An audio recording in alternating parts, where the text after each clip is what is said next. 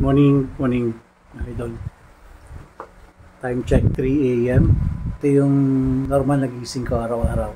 3 or 3:30 dapat gising na ako. Parang yun yung body clock ko. Every morning, hinahatid ko yung Monday to Friday. Hinahatid ko yung wife ko sa gate ng Camellia. So sa hapon naman, pag uwi niya, ibababa siya dun sa gate. Then susunduin ko naman pa uwi. So yan yung routine namin araw-araw, Monday to Friday. Except Saturday, Sunday, so wala siyang pasok nun. So, again, 3 o'clock in the morning, napaaga yung gising ko. So, ganun.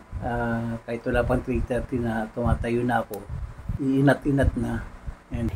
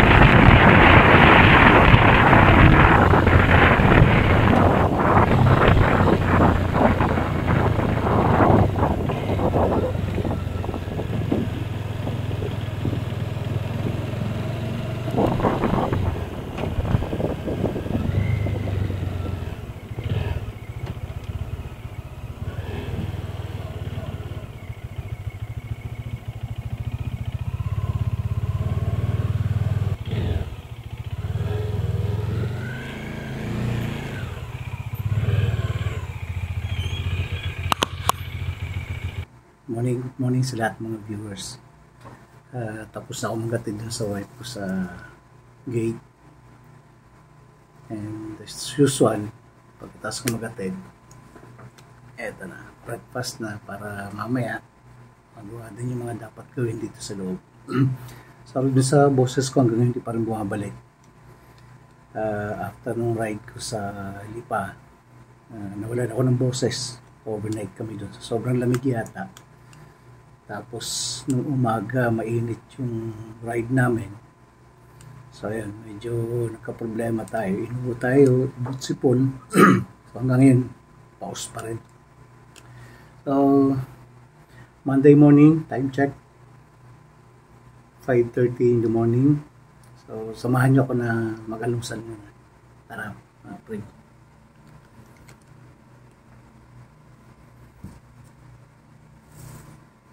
Tayong kape. Yung kapeng barako. Hindi ako nagkakape na yung 3-in-1. Black coffee lang. Ulam natin, ginataan langka.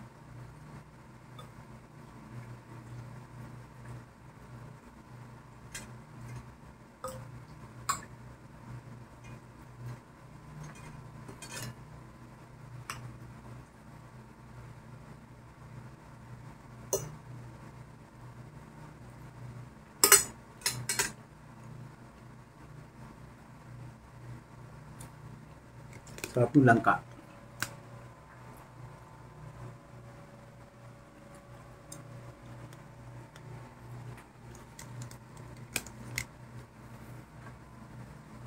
Kahapon ko pa niluto yan. Yung dinner namin kahapon. Tapos yung tira, yung ginagawa kong breakfast.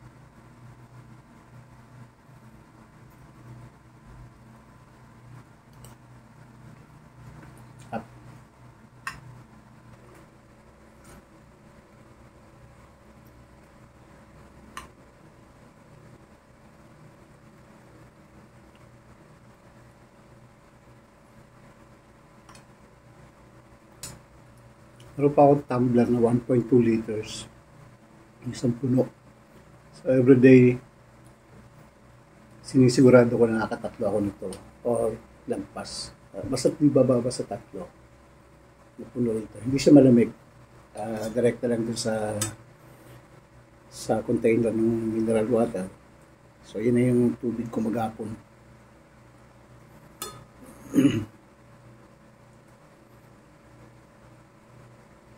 Iniiwasan ko yung malamig. Kasi yung mga previous experience ko, lagi ako sinisikmura. Though minsan bagka talagang kuhaw-nahaw ako pag sobrang init ng panahon. Nakapainom ako ng malamig. Pero hanggat maaari, ito lang.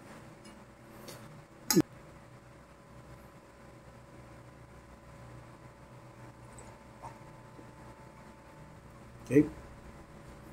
Tapos na tayong kumain. Tapos na tayong breakfast. Tayo pa natira ng langka. So mamaya sa lunch, yan na uli yung ulam ko. And then nagluluto na ako ng separate para doon sa mga anak ko na dito rin sa bahay, work from home. So sa ngayon yung wife ko lang ang umalis. Sila yung papasok.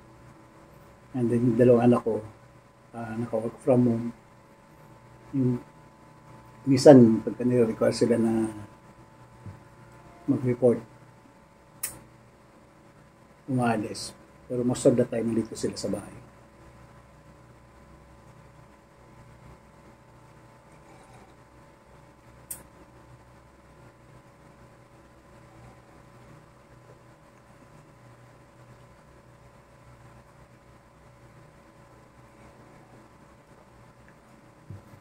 So, doon sa man tatanong ba't maaga kong kumakain.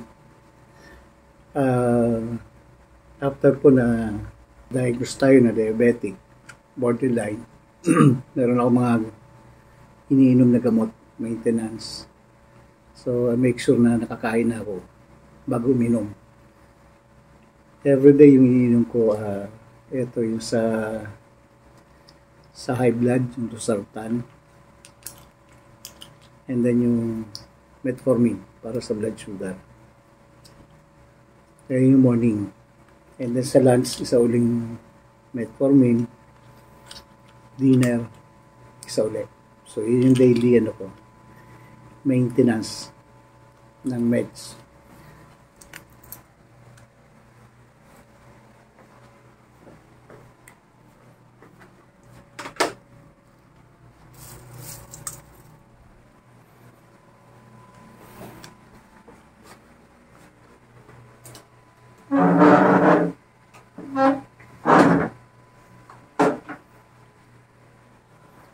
Usually pagka breakfast ko,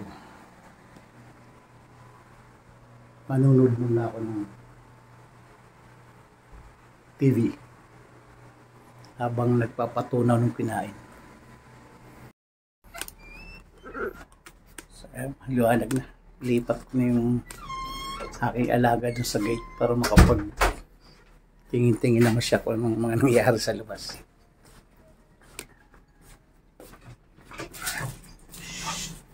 Primo.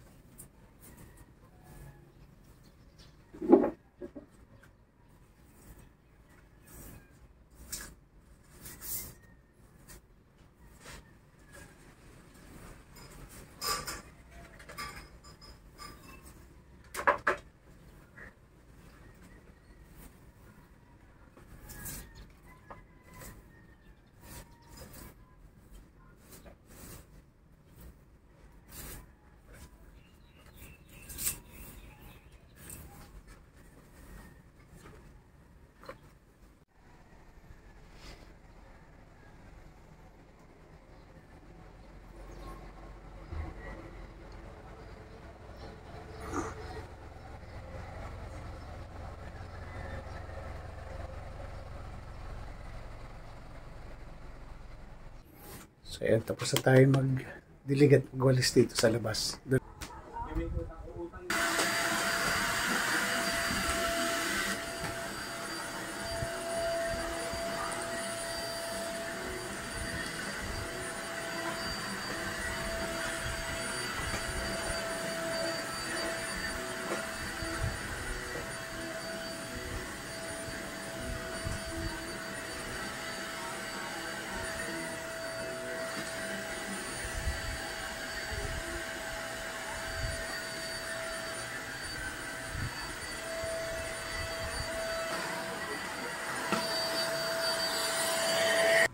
Time check, 8:55. So, magpiprepare na ako ng lunch namin.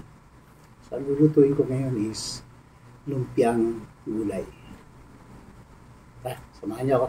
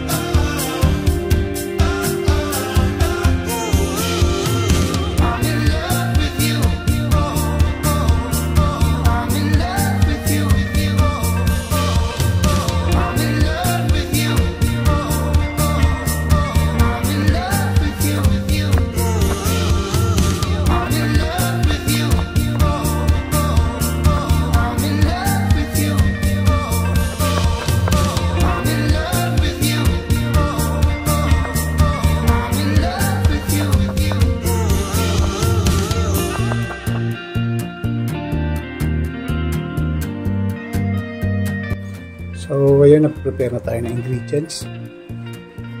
Nagamit tayo ng sprouted munggo, yung toge. Tapos, giniling na baboy. Ito yung carrots na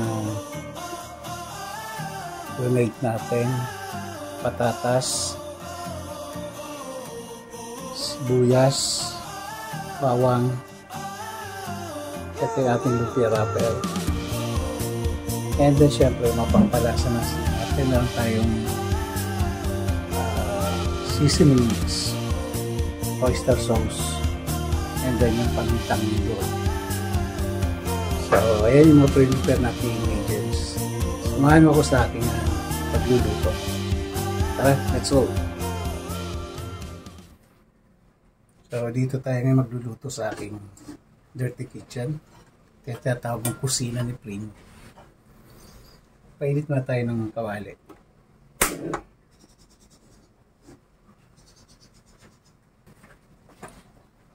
Lagay tayo ng mantika para igisa yung ating giniling na baboy.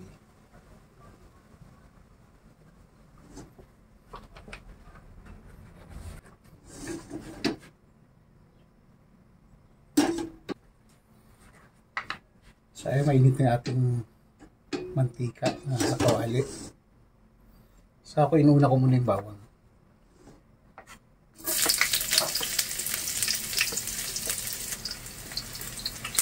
Hindi natin masyadong susunugin na.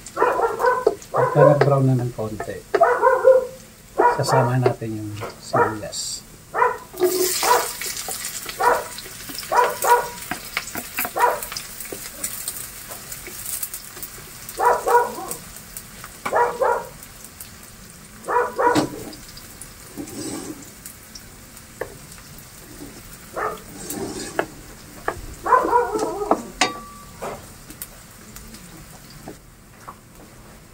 Next, lagay natin yung giniling na baboy.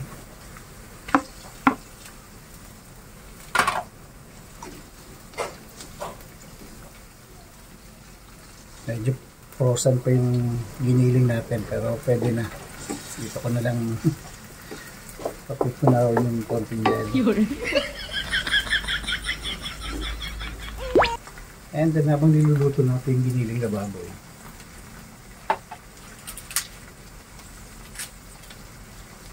nalagay natin siya ng seasoning para yung lasa sumot na dun.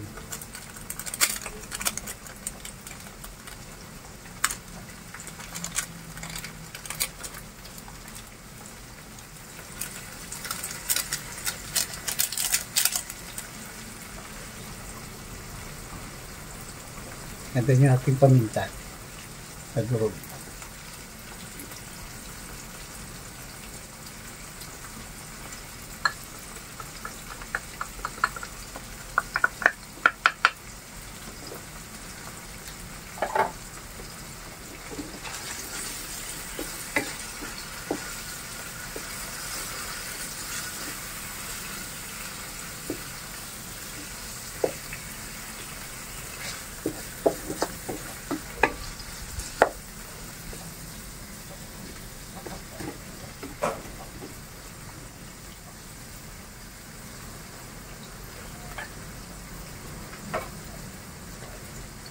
Takpan muna natin siya.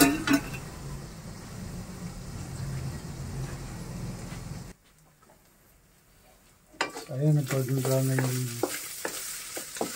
ating giniling.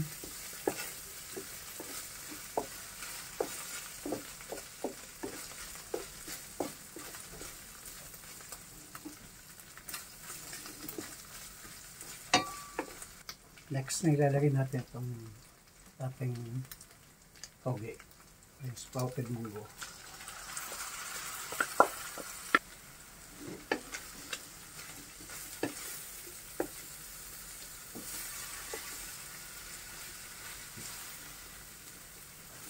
Huwag natin i-overcook yung gulay kasi pipritoy pa naman natin ito.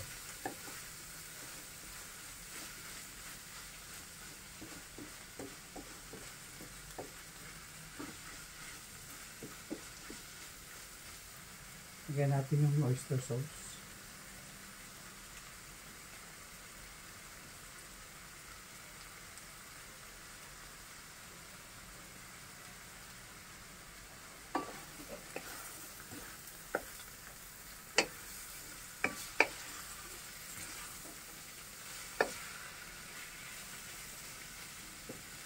And then yung patatas.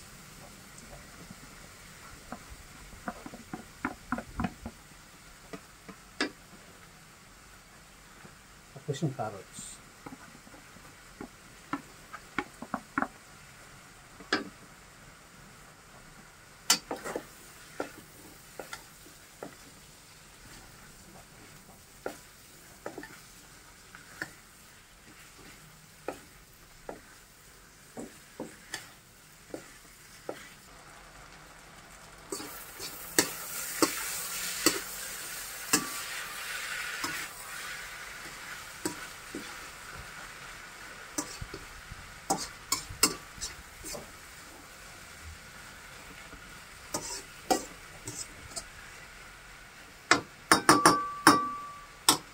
Okay na.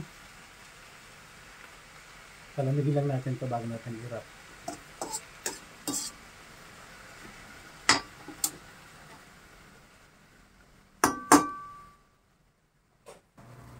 I-wrap natin ito ngayon. Let's go!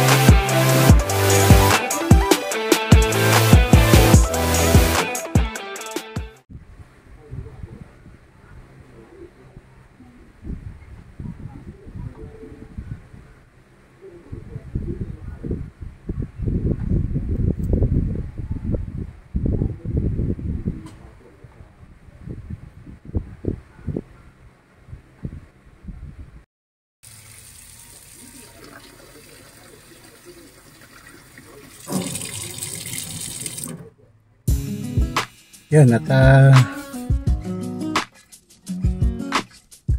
na ng hapon, hindi na ako nakapag-update sa inyo after ko magluto ng mais. Biglang tumawag yung wife ko para magpasundo, so hindi na ako nakapag-set up ng camera. And after kong masundo yung dinner namin, kinain na lang namin yung niluto kong mais tsaka yung lumpia. So yun na yung dinner namin. Diet daw. So